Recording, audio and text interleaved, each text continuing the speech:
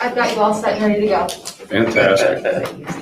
All right, it's 7:30, so I will call to order the meeting of the Barkersville Redevelopment Commission for May 13, 2021. Let's start with, that's just at the end of the meeting, right? Let's do a roll call, starting from my right, please. James Pfeiffer. Robin Bowman. Eric Prime. CJ Francoeur. Mark Beadle. Good. All right, excellent. Would you all please stand and join me in the Pledge of Allegiance?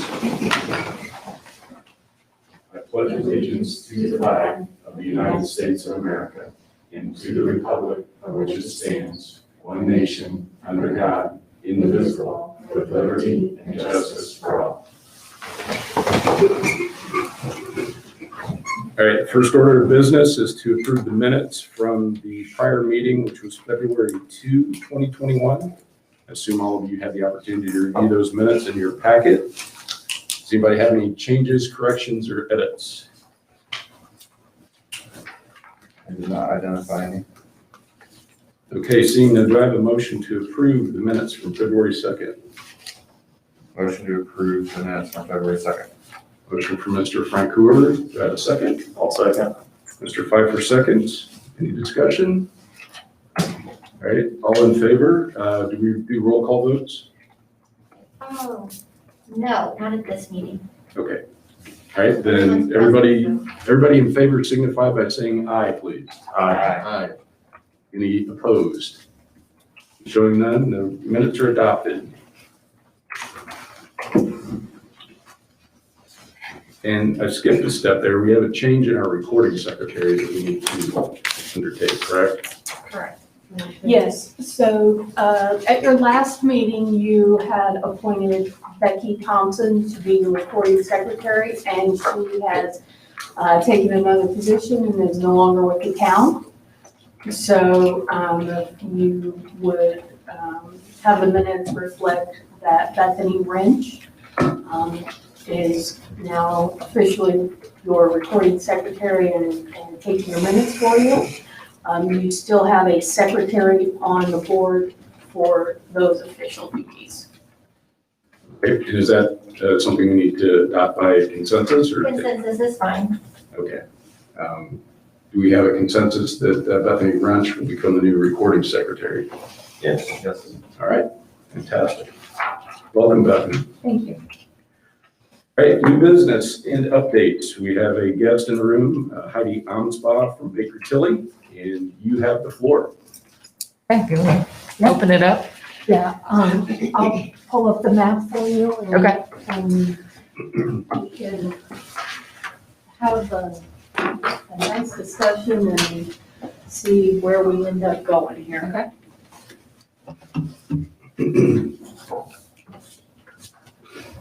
So am I okay to take my mask off? You are. Okay. Yeah, you're good there. Okay. I was hoping. Well, good morning. My name is Heidi Amsbaugh, and I work at Baker Tilly. We are an accounting firm that work with local governments throughout really the Midwest, mainly here in Indiana. We were formerly Umbaugh, if you've heard that name before. I know a lot of new faces, at least to me, on the Redevelopment Commission. But we became Baker Tilly in March of 19. But still same old crew.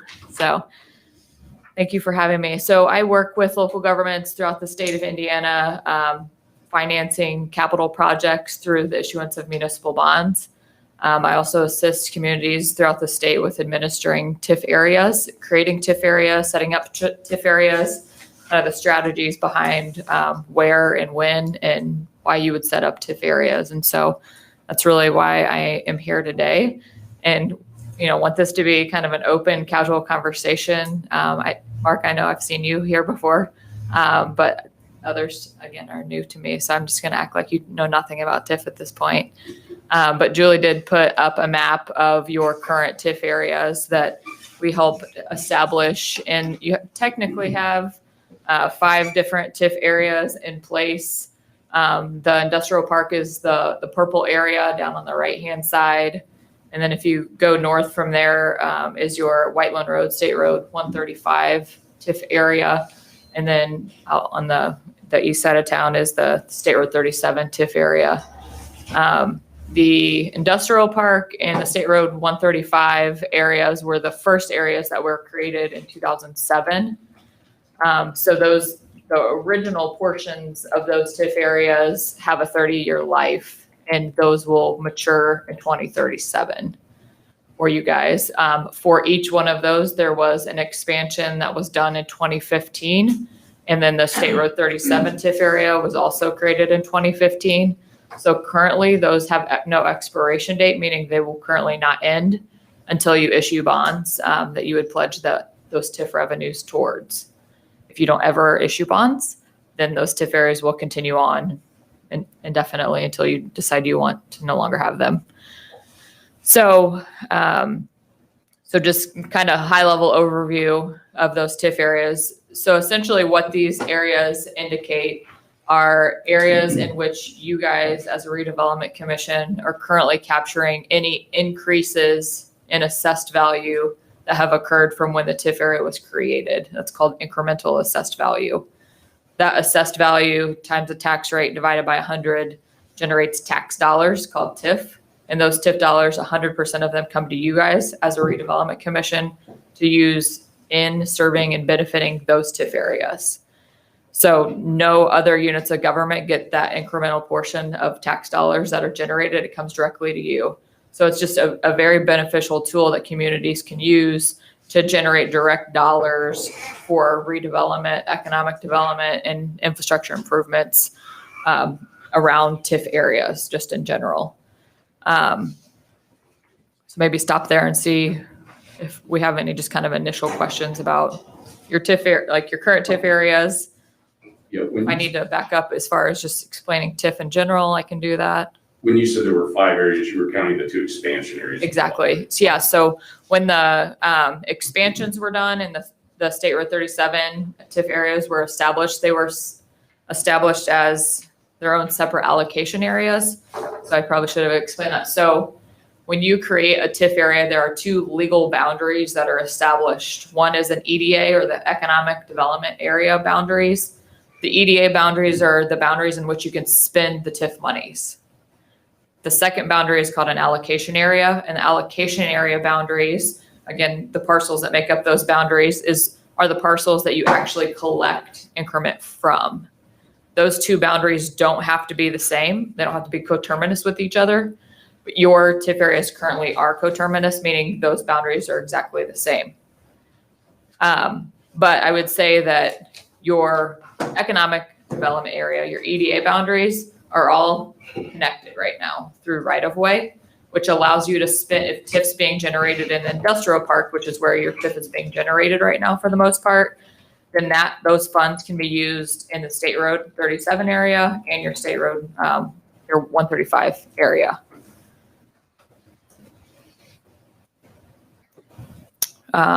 So yes, so when your expansion areas were created, they were created as separate allocation areas. There's some strategy why you would expand a current allocation area versus creating a new allocation area. So it really just depends on kind of where you might be looking to create a TIF area and why, to determine why you would set up a new versus expand an old.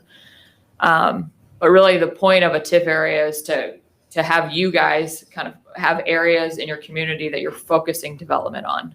Because, it's not going to happen everywhere. Some places are definitely residential and you want them to be residential, but there are going to be some commercial components of your town that you really want to focus on, like along 135, for example, that those are the key areas of your community that you all need to be very aware of and kind of focused in on as far as creating those areas so that you get as much TIF revenue as you can to be able to put back in serving or benefiting those TIF areas. So the TIF revenues that are generated is pretty flexible, I would say, in the use of those funds as far as what you guys can spend those monies on. You can spend them on, any utility infrastructure, water, sewer, stormwater infrastructure. If you needed to do roads, you could do roads, sidewalks, any kind of streetscape work. And the list honestly continues on. So it is definitely a nice tool for you guys to use. And it's one tool that, you're not raising any tax rates of any taxpayers. A taxpayer doesn't know if they're in a TIF area or not. They pay the exact same amount of taxes if they're in or out of a TIF area. So it's just a tool in Indiana that you can use, and all over the country, that you can use to generate some funds to do projects.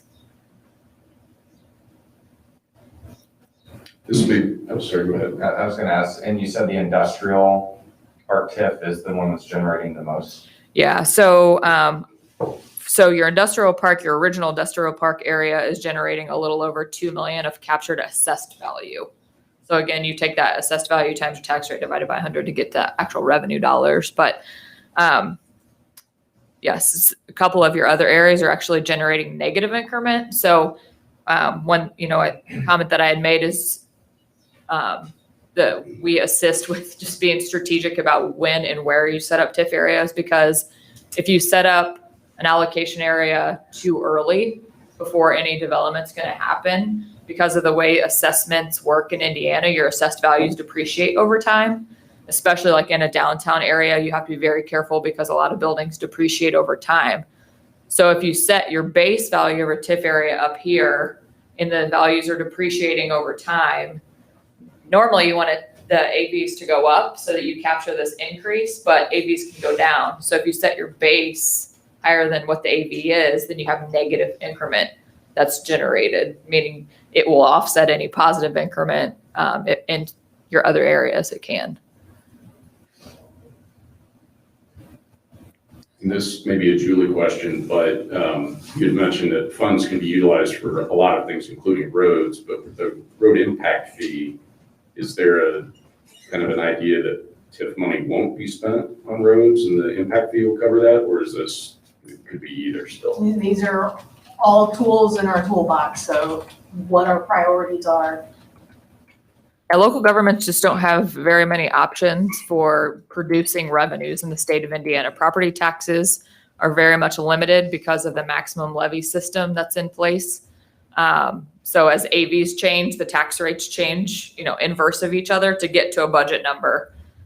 So it's pretty limited without actually issuing a property tax payable bond issue, where you actually levy an additional property tax on all of the taxpayers, which you guys as a body can do if it's something that you really would need to do.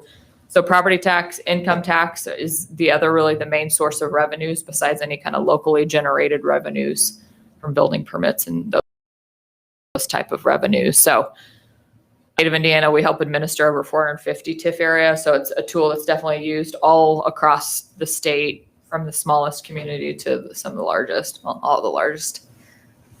Where's the negative revenue being generated? So your negative increment right now, so your State Road 37 TIF area, basically what's happened there is that it was at one point owned by a commercial tax-paying entity, and the state of Indiana has come in and bought some of those properties. And when the state comes in and buys it, it goes to exempt property, meaning the value goes down to zero.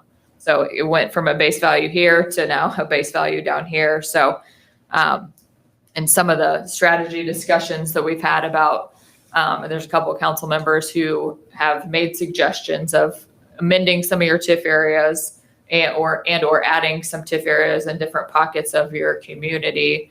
One thing that I suggested is that you would have an opportunity to reset that base value in the State Road 37 area, which I would recommend doing. But again, with that whole strategy discussion, really with the allocation area piece, you'd want to pinpoint certain parcels out there that are going to develop.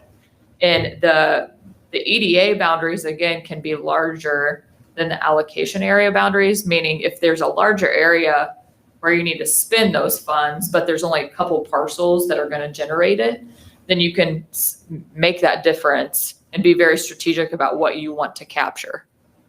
Because that's a perfect example of it just got set up too early.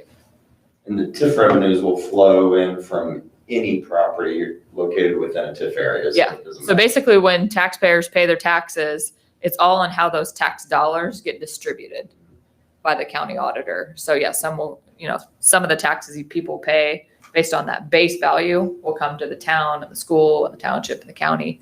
And then the rest will come to you as a redevelopment commission to spend into your allocation fund. And those TIF revenues can be leveraged over, a certain number of years, up to 25 years. If there's a project that you all as a board really need or really want done and want to see happen now, but you don't have the money right now in your funds, you can issue a bond and payable from those TIF revenues to get the money now, but payable over, whatever that term of the bond is to fund that project if it's something you really need to do. And am I correct, historically, this board has not issued any Correct. funds yet, right? That's correct. Yeah. And I would say TIF areas can be a little bit slow as far as the amount of TIF revenue being generated unless a lot of development's happening. It takes kind of a major renovation or new construction to really see much impact as far as those revenues being generated. So you guys as a redevelopment commission kind of need to be that ear and be in the know of, any major renovations or new constructions, or if, somebody's bought a property and they have even very high level plans for something to happen there, that you all are kind of aware of that and, basically create a TIF area whenever something might happen, just as a way for the town to generate revenues. Because really you guys are the ones. Greenwood. Hi, Andrew. Good morning. Good morning.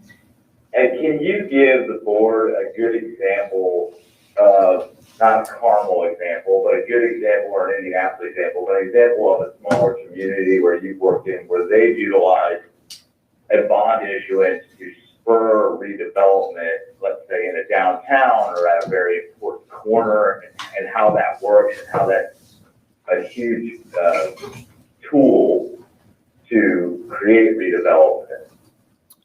Yes, I can. That's pretty much where I play every day, all over the state of Indiana. So I'll use Yorktown as an example. I assume most of you know where it's up in Delaware County. Great community. They had a downtown that was just kind of dead, like some communities in Indiana. Downtowns just kind of went out of style for a little while, and they're coming back. And their town hall was kind of off. The town hall was not downtown. They wanted to bring their town hall downtown because they knew that would bring people downtown. And basically what they did for that particular project, they used lit. So they brought their town hall downtown, kind of a 3-story building, a little bit higher level of structure. But that has stimulated other developments that they have now since used TIF for to get coming up out of the ground. And so one thing that TIF is often utilized for is, so if you have a developer that's interested in, say, that lot right over there, and they, really want to put in mixed use development, and you guys really want mixed use development where there'd be retail or restaurants or office on the first floor and maybe a couple stories of apartments or condos or whatever it may be. But they can't get it financed with their bank because there's a gap. There's a shortfall because that particular type of development might be hard to get financed on their construction side of things. Well, you guys have an opportunity as a redevelopment commission to come in and make that a TIF area and pledge the taxes that they pay, which are TIF revenues, back to them through a form of a bond payment. It's called an EDC bond. So redevelopment commissions in the state of Indiana cannot give TIF directly to a developer. It's just not allowed. So you have to go through this bond process called EDC bonds. But TIF is used throughout the state as an incentive to get developers and people to develop in your community. So if you had a strategic plan, for example, and you knew you wanted certain developments in your downtown and you all went out seeking developers. Some redevelopment commissions do that. They go out and seek developers to come and build the product that they want. Well, some developers aren't looking here, for example, this is just hypothetical, because they can't get it financed. Well, let's have a discussion. Let's see, where you guys can help fill in that gap to get that project to be successful and to be able to get here. So that's happening everywhere in the state of Indiana, from again, the Can smallest community. you talk also about the ability for the redevelopment commission to go even purchase property and then put out for RFP and work with a developer to then Yep. create a new project and maybe give an example of that? Yes. Yeah. So from the TIF revenues that are generated, you also have the ability to acquire land. It has to be in your plan. That parcel has to be in your plan, which is an easy amendment. But you have the wherewithal to actually go out, purchase certain properties again, which you are targeting for development to locate on. And then you have that basically, again, as an incentive to provide to developers as basically here's free land for you to do your property on. If you don't want to do like the pledging of TIF route through an EDC bond, but there are several communities too that have gone around, like Plainfield. They are in a major downtown redevelopment effort right now. And they have funneled a couple different town revenue streams to basically a CDC is what it's a nonprofit entity that can buy and sell land even easier. But a lot of the pretty much all of the funds are TIF funds that they're going and buying up property. And, sometimes because the whole land I'm not sure if you even know, but acquiring land and pulling together parcels of land to like basically come up with enough space to actually do a development on is very difficult for developers. And so again, the easier you make that for them, the more apt developers are to come in and actually do development in your community, because it's all of that legwork and hassle is kind of done for them. And it's a lot easier for the town or the redevelopment commission to pull those land parcels together. Is the process of purchasing the land similar to like when school corporations buy land and everything, as far as the average to appraisals, things like that? The redevelopment commission, and I might look to Ellen for this, but the redevelopment commission requirements are easier than going through like the town council, because the town can also buy and sell properties. But the two appraisal requirement, I don't think is a thing for redevelopment commission. It's a little less stringent as far as the It's a thing, but rules. there's a way around it. It's straightforward in the code, so you can and probably should, but if they don't come into what you want, there's a way to not be beholden to those numbers. And the process of going through that purchase and not having to be in open sessions when you have discussions of those types of transactions, that's allowed with the RDC, just like it is Yeah, you can have an Other executive session regarding purchase of real estate. in this club. Okay. Some RDCs have an executive session before every single public meeting. For example, in some of the communities that like there's a lot going on. That's what we did on the Yeah. school board and stuff. So Yes. personnel and land.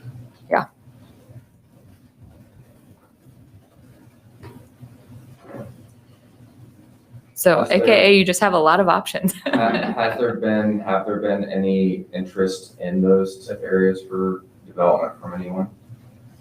Do we know? I can just mention as being in the general community, I think there is interest, especially the 135, 144 Right. corner. I think we can all agree that that's not probably the most ideal Right. commercial development area. So improving some of that area, I think there is just some general interest, but by general, I don't know if anything specific as far as me personally, but I don't know if anybody's approached the town. Julie? I don't, This is Andrew. No one's approached the town, but I have a lot of ideas. Yeah, for full transparency, Andrew and I have done some projects together up in the city of Carmel. And Andrew's a really good one to have good ideas. Yeah, I just think with the amount of houses we're seeing going in on 144, I think all those people are going north for a lot of things, right? Just given to your point, I think that some of these, I think the TIF districts are located in good spots, right? In terms of the amount of traffic and stuff that's going through there. Yeah, so a couple of so you all as a redevelopment commission are the ones that drive the amendment or creation of TIF areas. So we have had a call with a couple of council members who have suggestions of some areas in which they could see at some point in time amendments occur or new TIF areas occur.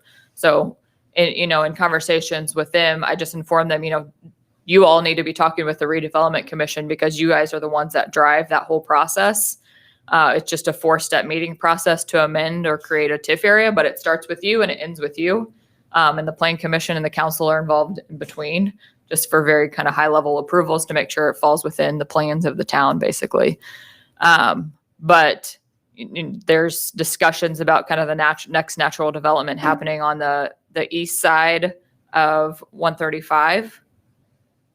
And obviously around State Road 37. Historically, for those of you who haven't been on the Redevelopment Commission before, on that southeast corner, there's been discussions about development occurring there. Nothing's kind of moved at this point in time. And I don't think that it's necessarily super confidential. I think everybody knows that around the intersection at 37, development's going to happen. So just, again, being aware of that and making sure that the timing is right as far as when you add it into the TIF area, again, is key. And so pretty much before a shovel hits the ground is when you want to make sure to get the TIF area set up. And so there's, you do have quite a bit of time, just so you are aware of that development that's coming down the pike. And members of the commission, this is Andrew again, just to echo Heidi's comment. I apologize, I can't be there this morning. I'm actually headed to a redevelopment meeting in Noblesville for a project where we're utilizing TIF funds. And I would say that the council is very much invested in making sure that you're aware of the plans and the development. And I think, trying to grow the areas that are the right areas for commercial redevelopment so we can increase our assessed value and utilize those funds in a way that improve the town on the trajectory that we all want. So I really thankful that you guys are all there and learning more about this, but you will be an integral part of your growth for the next decade beyond if we all do our job right. And so I really look forward to meeting all of you and doing this face to face and working on hopefully a variety of ideas and ways where we can utilize funds and bonding and other opportunities to push development the way that we want. And I think that's an important statement, just kind of knowing who you want to be and what you're targeting for. You guys, again, can drive the development process more than you might realize. I mean, you do have the option to, reach out to developers or, have folks who are connected to developers talk to each other basically and say, oh, Bargersville is looking to do this or looking to do that. And that conversation out in the, construction developer world is huge. So, but again, kind of knowing, what you want to be and what kind of makes sense in certain areas as far as what you want is very important. And there is an economic development plan that is created with each one of these TIF areas that lists out, and it has to include the projects that you want to do in each TIF area in it. So I know we can probably get that to you if you haven't seen that. It's very high level though, I would say, and it allows for flexibility as far as what you want to do. So you don't have to continually amend those plans. But in 2015 would have been the last time we amended those plans. So Julie, are you the one that will send that? How can we get a copy of those? Yeah, I believe the last meeting we shared the project list. Oh, that's what that, okay, that's what that, okay. So I want to say there are like 15 projects listed on there. So that's what we discussed at the last meeting. But those were from the amended economic plan from 2015. So again, it's probably somewhat all encompassing, just as far as what types of projects you can do with the TIF. If there's anything unique that would need to be in your plan. Most of that on that list was just road work. What sort of plans as far as what you want to put in downtown and on 135 and 37, where's that at? Where do we find that? So as Heidi said, the plan that went with the expansions, those projects were listed fairly generally. Mhm. So there were some utility projects. I'm thinking of along 135, we had some like sewer, retiring a lift station and doing some other work that kind of tied in a couple of things. I'd have to pull it to specifically look at it, but there were a couple of utility projects listed. Fortunately, these areas are mostly served by utilities already.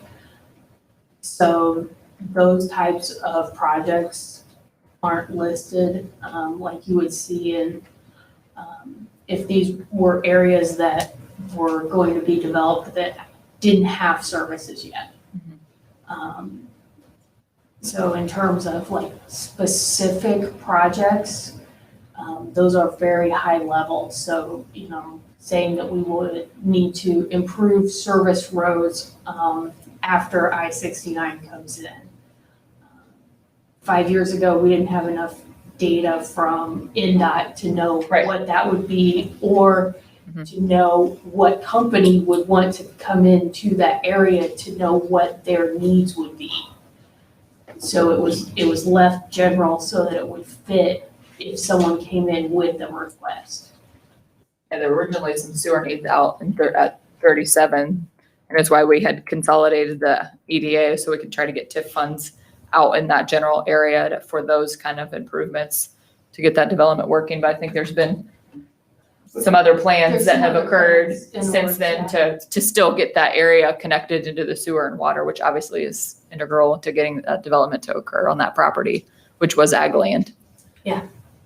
As far as like a downtown actual plan, you guys don't really have anything too formal, or do you? We adopted a downtown revitalization plan, I want to say it was 2015. Okay. But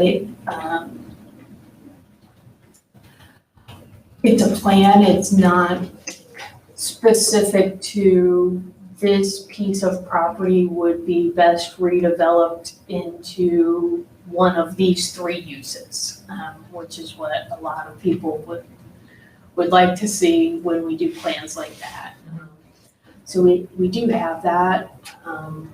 And then with our comp plan that was just adopted last year has more language in it towards downtown.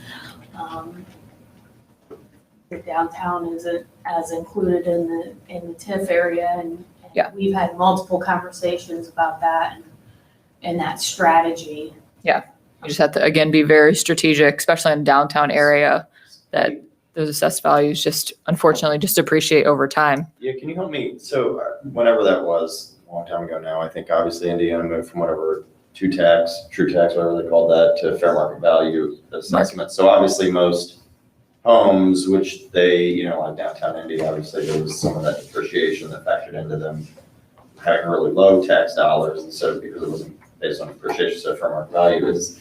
How does that work? Is the property tax structure different for commercial ventures? Like, why would the downtown assessed property values be declining? So commercial properties depreciate like homes might depreciate. I think commercial actually depreciate faster. So there's, as a state of the whole, or as a part of the whole Indiana assessment manual, there are certain depreciation percentages that properties hit at certain years of their life that are just pretty much automatic. And so because your downtown space would all be a commercial structure, it unfortunately just can depreciate. It's not real fast, but it's very slow depreciation over time, unless renovations are occurring that keep the value kind of where it's at. And again, that renovation piece of things, it has to be pretty much a major renovation for you to get it above kind of that original value of what it was. So are commercial, but is the system different for commercial properties? Because again, I mean, when they changed that system a few years back, a lot of, again, homes on North Meridian went from $1,200 a year in property taxes, $12,000 a year in property taxes, and then they're going up. So what is the commercial property tax structure different? I don't know, I still don't quite understand how the depreciation factors into it if it's based on fair market value. I mean, it still is a market value system. Basically, commercial properties can be assessed as market value, which that system is pretty archaic, to be honest with you. I don't know if I'm being recorded or not. And then income tax. Jamie, this is Andrew. Remember that commercial properties tax anywhere from 2% to 3%. Yeah. Residential is only 1%. Okay. Right? And we don't have anything hardly at all that's new that's been built in the last how many years? Okay. So properties in the state of Indiana, so within just Johnson County alone, by year 4, every 4th year, every single type of property within your county has to be reassessed. Mm-hmm. And at that point in time, they could choose residential properties to reassess, or commercial properties to reassess. And then you can see kind of shifts across the board. But ultimately, it's still market value or income approach. So you'll see sometimes on apartments, for example, that it'll go income approach because if the income is less than what the assessed value would come in at, then it could be income approach.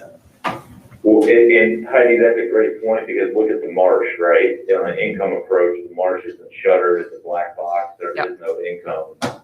And so they probably appealed their taxes, I guess. And so that's why when that happens, that hurts the community and the tax base, right? Because now the taxes are going down when we would hope that they would be appreciating on commercial property. Yeah, and vacant buildings get even more. Going up, vacant space. We have some weird vacant space that affects us negatively. Yeah, and your vacant buildings get even lower depreciated. It's like an automatic, like 50%, and then they depreciate it even down from there. When you use the word depreciation, do you mean based on that every 4-year cycle evaluation and then you apply the tax rate and then that's what reduces? Or are you implying there's some kind of a depreciation based on just a calculation, like so that depreciation over 10 years and you just reduce it, or is the depreciation you're talking about based on market and based on their calculation of fair market value? So depreciation is the assessed value. So the value of your land and building, it's the building piece that's going to be solely decreasing in value if it's not kind of upkept. Yeah, but if you have one piece of property that based on the standard upkeep and based on fixed rents in place for 10 years, are you telling me that's going to depreciate based on no change in value or automatically because of the calculation within state, or does that depreciate because it gets reassessed? And if it gets reassessed at the same value, there's no change in income. So reassessment is one piece of the assessed value calculation and depreciation is a separate piece. So for example, if you had 5 industrial buildings that have sold within the past 4 years, then that could, and the values were a bit higher than what were expected, then all the assessed values for industrial type buildings will probably come up in your community. But because of the age of your building, then there's obsolescence and depreciation factors that get added into that calculation to adjust per parcel based on age of building. So if you have a lot of, sales of different types of commercial property, then more than likely you're going to stay up. But again, the age of the building will could bring it down.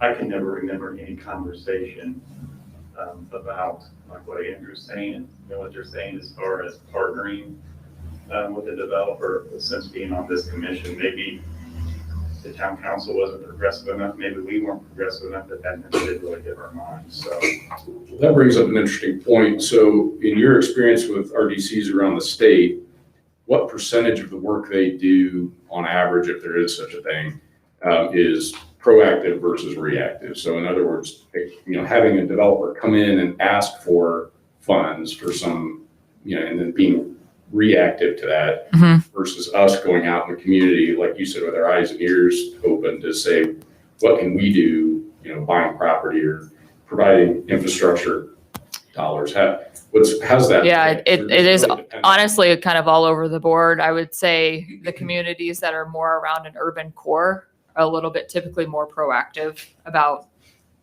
pushing for development instead of just kind of waiting for development to happen. But I would say too, as you kind of get away from the urban cores, then it's more industrial focus, manufacturing, distribution focused. So, and I would say normally in those cases, the county economic development official, the LEDO, would be the one more kind of driving that development versus when you're, in a downtown area like yours, and because of your vicinity to Indianapolis, to me, I think you guys could get a lot going. I think that there would be a higher appetite to get something going for you guys if you were a little bit more proactive about it, if that's something you want to do. And again, it's up to you guys how much time you want to put into it, and what you kind of want to get out of it. Again, it's who do you want to be? What is your community willing to want to be at the same time? Right. I guess member of the commission, this is Andrew again. I think Susie's there in person. And I would tell you that this council is committed to being more proactive and trying to take a vision in certain areas and make that happen. And I think what would probably behoove us is if we, as a handful of our council, would come to the next meeting and sit down, maybe in a prior admin meeting or executive meeting prior to the public meeting, or in the public meeting for that matter, and talk about some of the different ideas and ways and properties that we think are key, and start that conversation and involve everyone on the commission so that we're all on the same page as we move forward. We might not agree on the detail of everything that we're going to do, but I think we need to do a good job communicating that to you as redevelopment commissioners and really get that out there so that we can start being proactive, because if we don't grow properly, my personal opinion is that will be a very big negative for the town if we don't grow the right way. And we don't want to turn into a community where we have only homes and no commercial activity, and that's not a good mix for our future of our town. We have a pretty good connection with Aspire then in terms of getting involved with that.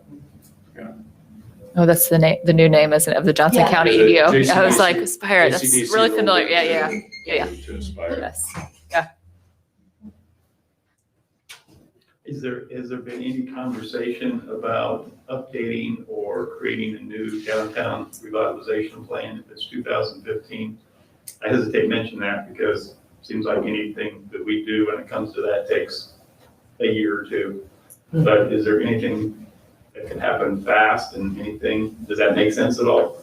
I guess maybe Susie, have you guys talked about it on the council, or Julie, has We anybody said that haven't we directly need to on do that? that. So are you looking to update the revitalization plan that we did in 2015, or do you want to just, I don't see a reason why we can't just kind of take from it and amend, kind of One add. thing I saw, and I can't remember how long ago, and Julie, I've mentioned it for I don't know how many years, I think maybe it was early when you got involved, it was something visual to kind of cast a vision of what our downtown could look like. And it was another town up northwest that had a kind of a railroad type, Yes. right, we're going through the middle of town, Mhm. but it was almost a rendering of walks and park-like and commercial and retail with, it was really cool. That could kind of help spur a vision and spur the community and, have it. I don't know. It just seems like ever since I've been involved, which has been a little while, there's still no real vision. A developer may come in and Taxman, when we had that big conversation of them creating the retail component and increasing their sour manufacturing and all that was, besides that, we got this building here that quite frankly, looks like it's from the 50s, it probably is. But something like that to kind of create. And that's what, I mean, there are urban planning groups that we work with, throughout the state that do just that. They basically draw up a plan, make it look visually aesthetic, and work through with you what you want it to look like, kind of starting at your center core, like as far as even like building height that you are all comfortable with, and then kind of, going out to like your more, residential area, obviously being very cognizant of that because you don't necessarily want to interrupt or disrupt that. But too, if there are certain parcels that you might be interested in developing, then that would help you better have that discussion and kind of, you can, even highlight in a certain color, like these are kind of the parcels that maybe we would be looking at. Yeah. Hey, Mark, the plan that was done previously by ratio, I think is the one that you're referring to. And I don't know that that's a bad plan. I think just nothing ever happened from it and no one ever took the ball and ran with it. Our downtown is not going to turn into skyscrapers. No. We're not going to wind up with 4-story buildings. That's not appropriate in my opinion. And we have a few pieces that I think we need to target and a few that we need to try and redevelop and a few that need to be demolished, quite frankly. And so I think having a serious conversation and bringing in either someone who's already worked on it, like a ratio, or someone else, a consultant, to not start from scratch, but to take what's already been done and then get more detailed and more granular into here are specific things that we can do as a redevelopment commission and as a town to forward, the mission of redevelopment. I mean, that's really what we're trying to do here is, the town's growing, we're probably over 10,000 people now.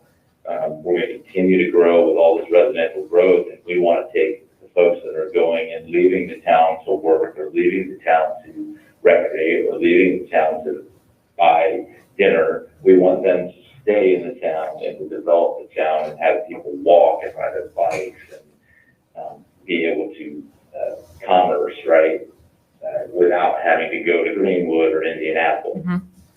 So that's my personal opinion. Instead of spending 50 or 100 grand and starting over from scratch, that would be my favorite way to go. How about that? So I'll also say, Andrew, that another piece of the puzzle that I don't think we've utilized is Okra. They will do with this historic preservation, they're big on that, and they will give dollars to these owners of these buildings over here to reface and things like that. It's like, it's 50% they'll give to it. It just depends on what it is and the historic value of it, but they're big on that. And we have not pulled, that's the main reason why we started Bargersville Main Street, was to revitalize and bring our community, people of our community downtown to revitalize it. And that was the start of it. And that wheel has never really taken off besides the farmer's market. But that is a resource we could easily tap into if we kind of, as a town, kind of merge with them and kind of get that ball rolling even more. I think we could utilize those funds as well. Suzie, is that the same source that Old Town Greenwood used? Well, Franklin used it. I'm not quite sure if Greenwood did, but I know Franklin did. I know Greenwood on the Main and Madison corridor did a bunch of facade work, and that was some kind of grant funding. Right, Yeah, I yes. participated. Yeah, it was. What's the organization? Okra, The office Office is, of Rural Community Affairs, I'm sorry. you're fine. And Bargersville Main Street, which is an active, they are part of that. So it's Indiana Main Street, basically, is what that is. And you guys can too with your TIF funds, if you would connect the EDA to your downtown, which is pretty close. You know, depending upon how much funds you could get from Okra, but you can utilize TIF for facade grant program if that's something you want to do as well. And you set up a policy around it, so much per business per year, and you just earmark, a certain amount of your funds to go just to facade grant. And I would say typically you would, it'd be like a 50-50 match, meaning the building owner would have to be put in 50% and then you would put in 50% or some lesser portion than that. Yes, yeah. So I can't remember from the prior package if it had a more detailed map of the TIF boundaries or not, but I obviously can't tell really from this. Did you say the town is in the TIF area or not in the TIF area? Downtown? Is not. The railroad is the connector through here. Okay, so it's considered a connector, so it can still Okay. use TIF. That is true. When we did the consolidation, it came through that right of way. Yeah, We're using the, So what's that's true. the Could bound, be like, used right now.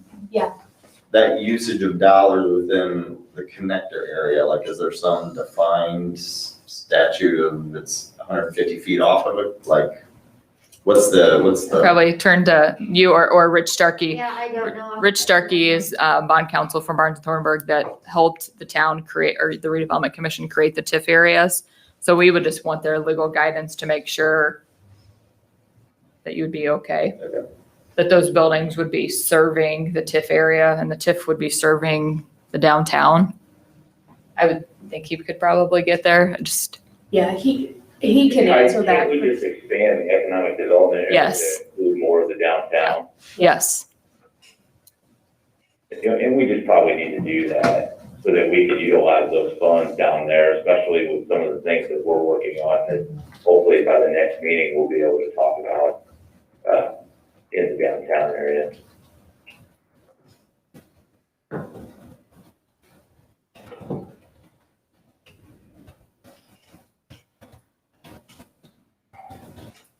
Again, it really just depends on, where you want to focus your development and what type of development you guys want to focus on. Which obviously you can have more than one, but you have a limited amount of TIF funds currently being generated until something further would happen. I'm definitely a proponent of trying to have a more concrete strategy that, rather than just kind of seeing what walks through the door and you know, a thought here, a thought there. Mhm. Because I think there needs to be a direction we're going with all this rather than just, again, picking a spot and calling it a TIF and seeing what happens. Andrew, are you and Mark, are you guys talking about that Vision 2040 plan? That, That's like comprehensive. That's the Yeah. comprehensive.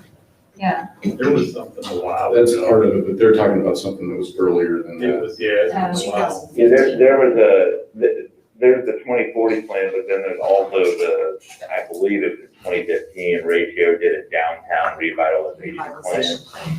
And we can get that to you, Robin, if you need. yeah, I've never seen that. Yeah, we, And it's actually, I mean, the gentleman that did it, I would tell you, is probably the preeminent in Indiana for urban planning and redevelopment. I mean, he's done a lot of work in Carmel and Indianapolis, et cetera, et cetera.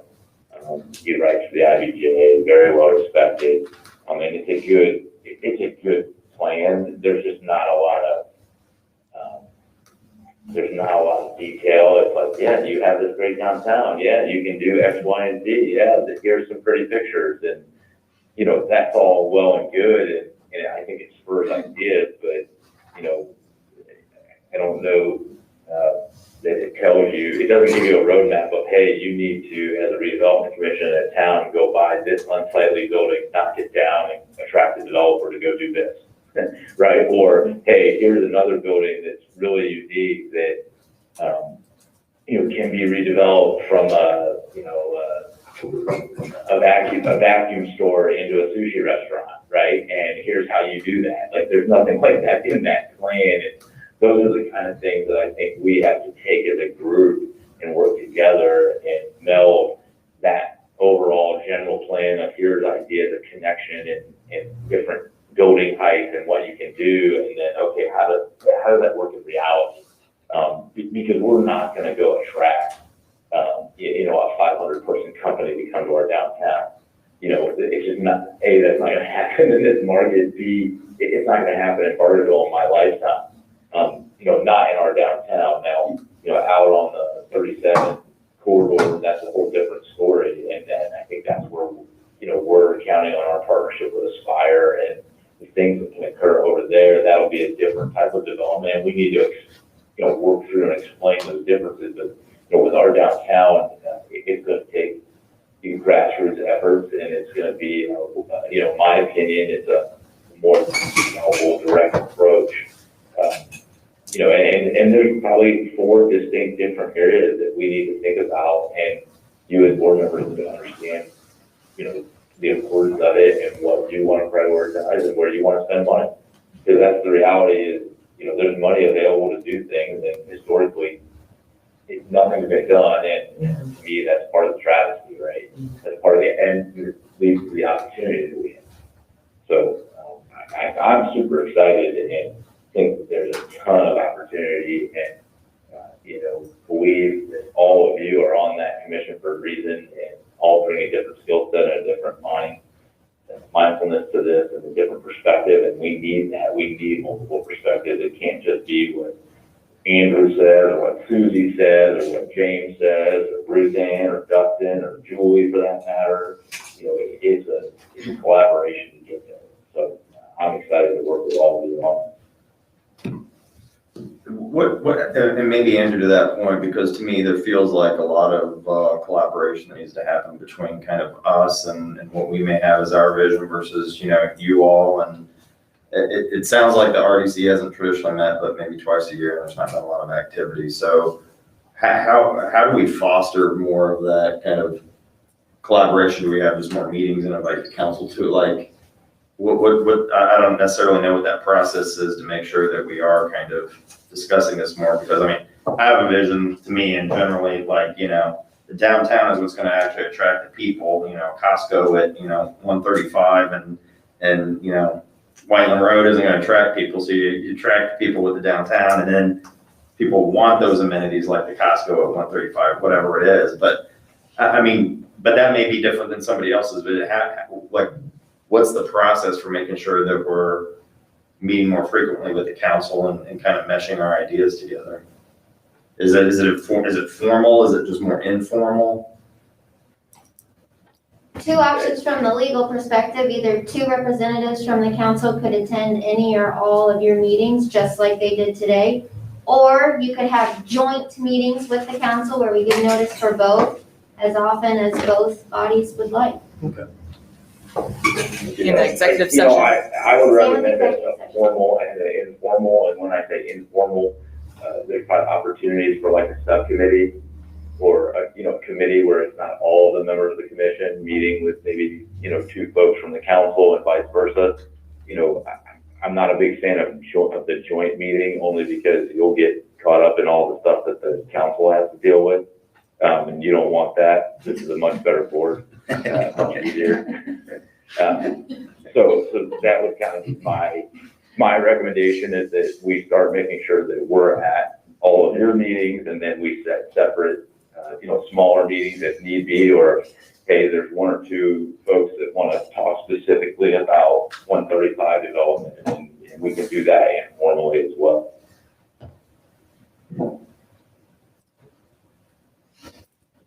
Susie, does that line up with your thoughts? Yeah, well said, Andrew.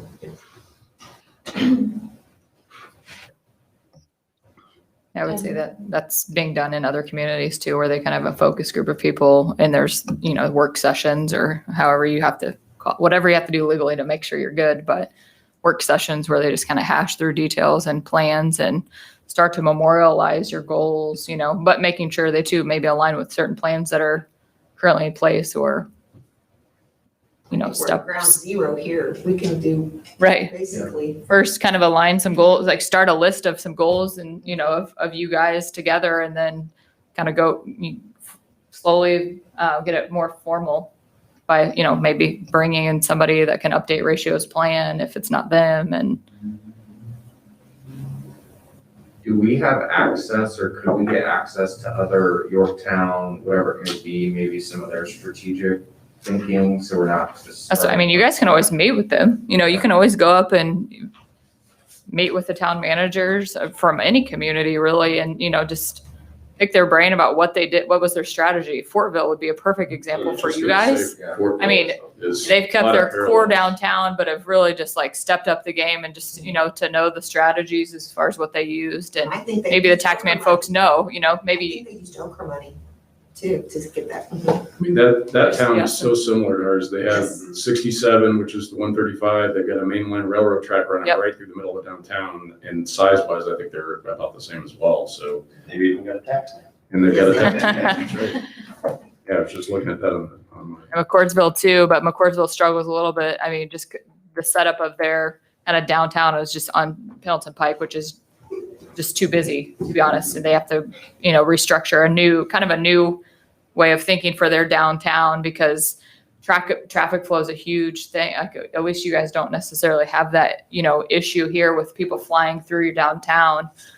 So it's more just getting people to your downtown and having an attraction for them to get here, in addition to taxman.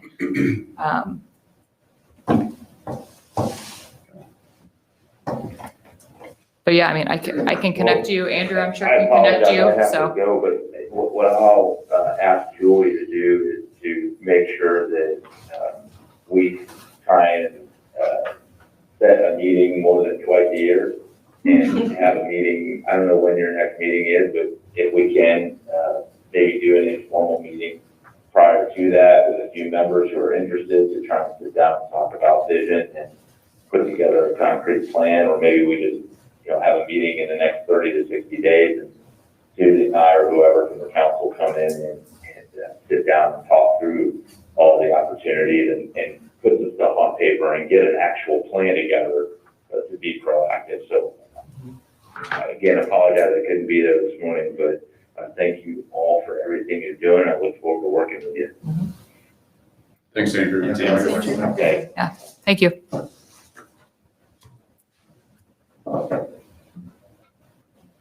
So I'm, again, more the finance oriented person. So again, I think that it would be good if you guys met, kind of come up with a plan. And then when it makes most sense to be like, okay, how do we even like financially figure this out? As far as opportunities, then could get pulled in. But I can more than definitely like connect you with any, if there are certain towns, I'm sure we probably work for them. So if not, I'm sure somebody else knows them. And it's always fun to talk to them, to find out how they really started. Right. Because it's not really different than what we have down here. And how it's And going. it's just the right? core group of Yeah. people that are willing to devote the time to do it. is what I Exactly. found. Right. And really have a passion to get it moving Yes. and to keep that passion going. Other than that, it starts falling off and nobody, and I think the beauty of it now, I think you have a council that really cares about it and wants to get it done. And I think it reflects strongly on you, which we put together as a board here. So we put a lot of great minds together. I mean, from my perspective, I've thought long before I got on this commission, Fortville to me was always kind of that Yes. bellwether, and probably the most appropriate for us, just simply because there's probably other similar communities, but nothing with the same almost exact proximity to Indianapolis. Very similar setup, and they just feel like kind of, really a North Star for us. Yeah. And they've got, obviously, in my opinion, obviously, we're kind of like a little sub part of what they're kind of doing in Franklin, and to find a way to build off that. Oh, yeah. And Fortville's got similar types of stretches with, what guys, with the whole Fishers area, Carmel being in that proximity as well, so. We have so much opportunity here, so much opportunity. Mhm. And I feel like it's been missed for years. Fortville's got the pink elephant with the cocktail in its tree. I don't know if we can match that. Everybody knows it though. Everybody knows it. Maybe that's where you start, maybe just so people start knowing about that. I mean, Yeah. obviously you have Taxman, which is a Taxman. huge thing right down here that a lot of folks know. And so just kind of building off that and coming up kind of with even a marketing plan, I mean, ultimately you'll want kind of a marketing plan to kind of push it out, which if you get an urban planner on, will help you kind of drive all of that process. And another thing, Eric, that we haven't mentioned is with Aspire, Amanda has been working on site certifications for us for different areas. So that's also in the process that you guys need to know about too. So that has not been done in the past. Okay. Can somebody, should probably just research on my own instead of taking up you guys' time, but the whole like Aspire, just, I mean, can somebody give me a little bit of an overview? That of was, how they operate? I'm on the board actually, Oh, so okay. I guess you can maybe jump in real quick. Greenwood Chamber of Commerce merged with JCDC, Johnson County Development Corporation. JCDC was the overarching Lido, right, group that. Yeah, so most Uh, counties have an economic- economic development organization that's Yeah. bringing in your economic development, your industry, Yeah. like big jobs, retaining your big businesses, but not necessarily focused on your downtown redevelopment efforts Right. by any means. They interface with the site selectors when big companies are looking for a place to put their new factory. They hire site selectors to go around and look. So JCDC was the main focus for our whole county. Greenwood Chamber of Commerce merged with them to create Aspire. So it's kind of this overarching group that is kind of a one-stop shop for public events and economic development now. Mhm. Okay. And it could help you market, if you do have a downtown redevelopment vision that you want to push, like bigger, that they could definitely help you as well. And historically, we've been a part of that, but nobody ever would attend the meetings because they send Julie, and at that time she was just the planner. So Andrew and I basically said, if we're gonna do this, and we're gonna devote our money to this, our $10,000 a year, you're gonna show up and we're gonna have a conference every month, basically is what we meet. We meet every month. And so we've been doing that in the And past. JCDC and now Aspire, they're funded by the stakeholders. So just Yes. as Susan said, that the municipalities, not all of them in the county, but most of them contribute funds on an annual basis to that entity to help them do their job. And then with the idea that they're going to benefit from those, from those dollars by having people come, pick But their we've sites. merged a bridge with them, which I think is very effective and it's working well. So I'm very impressed with what we've accomplished just in the last year or so. Amanda came from Westfield and She's the they've one. blown up, so Great. even just talking to her about some of their like even downtown redevelopment strategy or how they developed a downtown. I mean, I think that might as She's well really good. utilize She is her. very, oh my Yeah. gosh, she's really, really Yeah. good. Mhm. Yeah. And she's very pro Bartersville too. So it's exciting. That's good.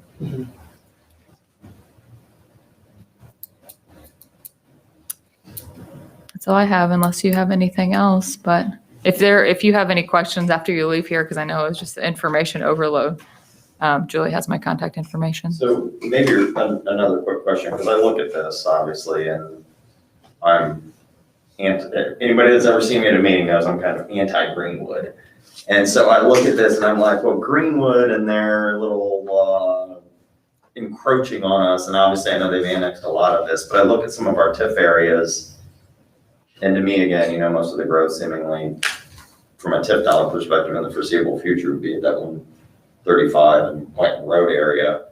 But obviously Greenwood has a good portion of what's being developed with the Kroger and all that stuff on the opposite side. So how to, I don't know where Greenwood's current limits go, and how do we kind of protect against that from, say, either annex, I don't know how the whole process works, because so many of what I can see from TIF dollars for us is it's on the cusp, maybe 2 to 3 or 4 years away, whereas Greenwood, it's, all that development is happening right now, seemingly just in Greenwood proper, I think Greenwood annexed down there.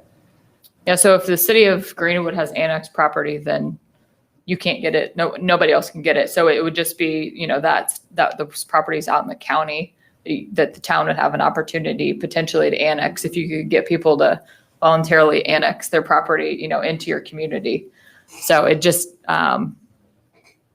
it's kind of the game. But I guess my question though is, and Susie, you may know this, but I mean, how far is Greenwood Greenwood's at all the way down here? Yes. Northeast corner Yeah. of 135 and Whiteland. They came all the way down to Whiteland Road. So to me, I think the development kind of stopped because we didn't run sewers all the way down 135 to 144. Okay. So that is that I hope I'm not saying anything on a turn here, but we're in the process of discussing putting sewers from what is known as flapjacks or whatever. Yeah, That's south. okay. And then we Yeah, also, the Plan Commission also, there's a new nursery going in that area as well, down in 135, between 135 and 144. Okay. Whiteland Road and 144. And so the area on the east side of 135 that you see that is within the TIF district has utility service. But basically, as you go south from that area is the areas that the council is talking about extending additional services. Gotcha, okay. So that's one of the things that's led us to bring Heidi in today to kind of talk to you about the process of expansion and when's the right time to do that. As if we're going to be expanding utility services, what's the right timing so that we don't make these same decisions we've made in the past where we think development's going to happen because we have services, but that development could be 2 years away, it could be 5 years away. Yeah, so again, hitting on that, just pretty much bond council will tell you before a shovel's in the ground is when they would suggest you set up the TIF area. The base value of a parcel is set to the prior January 1. So really just so you get that amendment made by the end of the year is technically all you need to do to get it into the TIF area. So there is a timing gap of, when it becomes in the TIF area to set its base and when you would actually get the increment. But what you need to focus on is just knowing when shovels are going to basically go into the ground to start development. And then you want to add them right there before. Is the school technically in the TIF zone over there? Yeah. Okay, that's fine. Yeah. But it's exempt, so it shouldn't really be in But did there. it cause a negative because it took? No, it was exempt when it was added Okay, in the TIF area. So is the connection between the industrial and Whiteland and 135, is that along the railroad or is that along 135? I don't I remember. thought it was along 135, but did you think it was the railroad? The original ones were connected by the The railroad. railroad, okay. Yeah. So there's I'd have to look up there's the no declaratory. right of way right now from 135 and 144 connecting Whiteman Road. And if there was, do we just expand that? Or if there's not, and we want to add more on that, along that 135 corridor, is that something we could do by the end of the year? To answer your last question, yes, you could get it done by the end of the last year. So I would just say we can confirm if it's down the right of way or if it's Yeah, through the we can- railroad. We can look, But we have a rather lengthy legal description that, and then in our GIS, we have that mapped out so that we can zoom in and actually see that. But you can add, on the right-hand side of 135, you can add that to the EDA right now if there is a need to use the TIF money currently generated to help some of that sewer infrastructure get paid for. But again, you don't want to add parcels to the allocation area TIF until those developments are getting ready to happen. Okay. But I would say at the same time, if they are vacant ag properties and probably at the lowest value that they're possibly at, then it doesn't necessarily hurt to go ahead and add those, especially if you know something's coming. So yeah, you could add you can do all of these amendments in like one process as well. You can do as many amendments as you need to, all in the 4-step meeting process that I mentioned earlier. So you could add the EDA down 135, and then if there are a couple of parcels that you want to add into the allocation area, you could go ahead and do that. And then if you want to also reestablish your 37 TIF area to get rid of your negative or get rid of it, you could do that too. It again depends on when the development's going to happen out there, which is still TBD. But And there were a couple of Why other. did we TIF the school properties? I honestly don't remember. In 2007, I don't think I was even working down I here. mean, was You there, weren't here yet either. I was going to say you was can't. there a math reason for doing that? Because it's all exempt property. It's all exempt property. It honestly could be amended out of the allocation area. Because you got the school and the bus garage, and maybe that parcel is open. for development at all. I mean, pretty much everything to the west of railroad tracks over to Saddle Club that's all school. Yeah. I guess the only question I may have with that, and this may go back to just the usage of the funds, and I'm just making this up, but is there a reason, like, if you can only use the money technically for the TIF zones themselves, but you can also use it for connectors, and then the railroad somehow becomes whatever, I don't know, can you use money to put a trail in between the two zones, and if you push the school outside of the zone, then you can no longer use it because the railroad isn't a connector, I don't know. Where does the railroad actually come in? I think that's it, yeah. Yes. Right behind. Oh, it's the north-south, So okay. it bisects that large chunk right there. This corner is the railroad going up. Honestly, we could probably clean it up and just have it be 135 right-of-way, especially if you're gonna connect the EDA on the right-hand side of 135 anyways. And basically remove the railroad tracks from that legal description, and you could even remove the school if you wanted to. But again, though, if we remove the railroad tracks from it and down the road, and again, I don't even know if this is possible, we say that it's in the best interest of the community to do like a trail or something. So the trail would still be serving the TIF area. Okay. So the serving is important for roads. If a road is 5 miles out, but it serves the TIF area, Mhm. normally bond council would get comfortable that it suffices. Okay. Trails, same thing. Sidewalks, curbs, same thing. Well, you could leave the railroad and just cut everything Yeah. west of it, Yeah. just cut the school ground. Yeah, trails are pretty easy for the connecting piece, and folks do use TIF for trails. Yeah, and you never know, because that was, you said 07 was when that was established? 2007, yeah. Yeah, so back then, there was supposed to be a hospital right in that spot. A really big one. So, According to everything I've heard, there's been about 26 hospitals that are planned for around here somewhere. yeah. You just never know. Anybody have any other questions for Heidi? Thank you. Yeah, thank you very much for You're coming in today. That was You're welcome. really good. Really good to get all that information. Thanks for having me.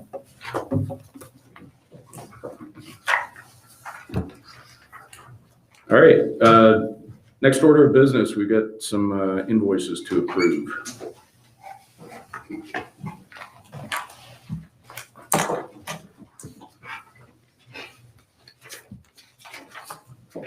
I think both of them were for Ellen's firm. And somebody requested, and then the detail, and that was sent out. Did everybody have a chance to review that? Mhm. Okay. Do I have a motion to approve the two invoices from Deputy Fred Beck? Motion to approve both invoices from Deputy Fred. Okay, motion by Mr. Frank Coeur. Do I have a second? By Ms. Bowman. Any discussion? Okay, all in favor, please indicate by saying aye. Aye. All opposed? Invoices are approved. And then confirmation of next meeting, which based on today's discussion, we want to have fairly soon. Yeah, that was going to be my question. Would this board like to have basically monthly meetings, or I think that'd be good. this type of schedule preferable, early morning? Morning at 7:30 is very preferable to me because of the commission already taking an evening. Yes, I So, understand. Just my 2 cents.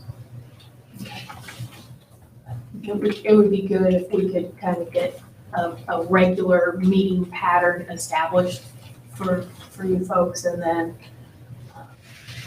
we can keep moving forward. Is it possible to try to get that one with the council sooner rather than later, maybe? Yeah, I think we should do that before our next meeting.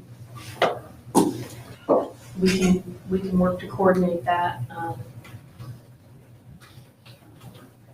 And are we wanting an executive session out on the record? So I'll let Ellen address what you can discuss in executive session. You know, you had the informal option and the executive, and then a joint. So those were kind of your three if you want to do anything other than an official meeting, that would only be permitted with up to two of you. If there's three or more, we have to give notice as a regular public meeting. But we can do 2 and 2. Yes, Do yes. two from this board, 2 from the council. yes, Informal. Yeah. yes. Can they meet as a work session if there's no action required? Not that I know of, the town council has the ability to do administrative meetings. I think it would be a Okay. stretch for the RDC to try to. I mean, they could do a work session, but have to be open to the public. Yeah. Yeah. So if we, I mean, and usually public doesn't come, but you never know. Especially if you have them at 7:30. Well, so let's schedule an informal 2 and 2 Okay. meeting as soon as we can. And then go ahead and set our regular meetings to be 7:30 on Thursdays. I mean, is that okay? Yeah, works for me.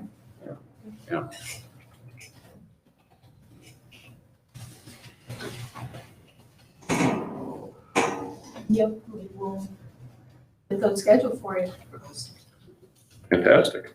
Any other business before we adjourn? All right, hearing none, we are adjourned.